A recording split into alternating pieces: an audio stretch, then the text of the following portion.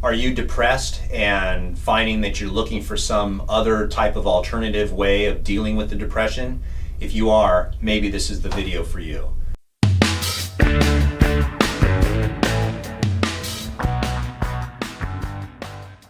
My name is Dr. Story. I've been a chiropractor for over 23 years. I've dealt a lot with patients on their physical problems, but one of the most challenging parts of dealing with patients is when patients come in and they're depressed. And I've observed and dealt with people with this, and what I've found is a couple things that may be of interest to you to help you. The first is that very often when a patient comes in and they have clinical depression, we know that fixing their physical problems is going to be much more of a challenge than if they had an exact twin that did not have depression. So to try to think that you can separate the mind from the body is just silly and ridiculous. The mind affects the body and the body affects the mind. And what we've found is that if we can somehow get the body, the physical body, to actually feel better, then very often the depression improves, the clinical depression improves. Now, this is not just my opinion. This has been studied extensively. The hardest part is not the science behind it, but getting people to actually do it. So, when a person has back pain, neck pain, headache, shoulder pain, carpal tunnel syndrome, knee pain, foot pain, this person naturally should be depressed just based on that. That's aside from having clinical depression. But if you can get people to actually physically improve their physical body, very often their depression, their clinical depression, is not as severe.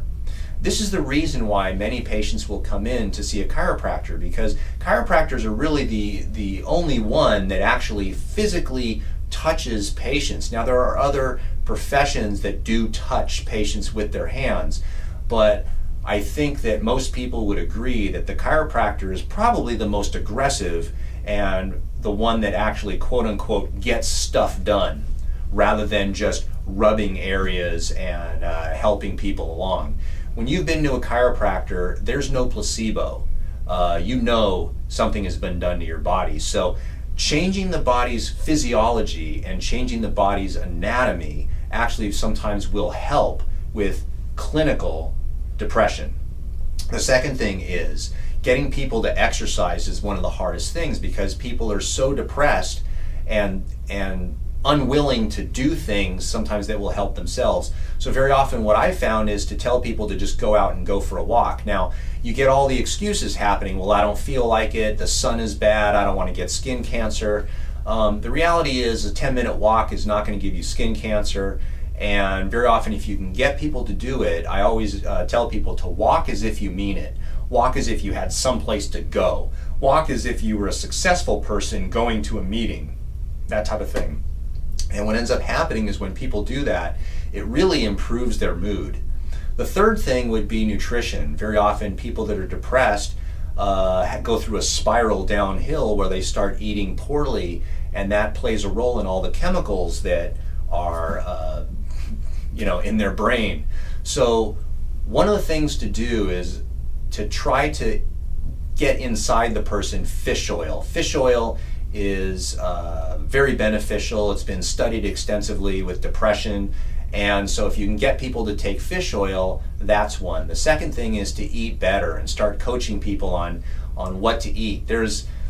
What's popular now is intermittent fasting, which, some of the intermittent fasting seems almost like a little bit ridiculous. If eating for 8 hours just simply means you're just skipping breakfast. But when you only eat for a four-hour period, for most people that's difficult with depression. Now, if you disagree, then tell me in the comments section. But that's been my experience with patients, is to get them on a good diet where they're eating nutritional food throughout the day, and they stop drinking Pepsis and Cokes and sodas and things like that, and they start drinking water, and they get fish oil. So this has been my experience with dealing with patients and trying to help them in a natural way, rather than just saying, here's a drug or go to therapy and talk it out.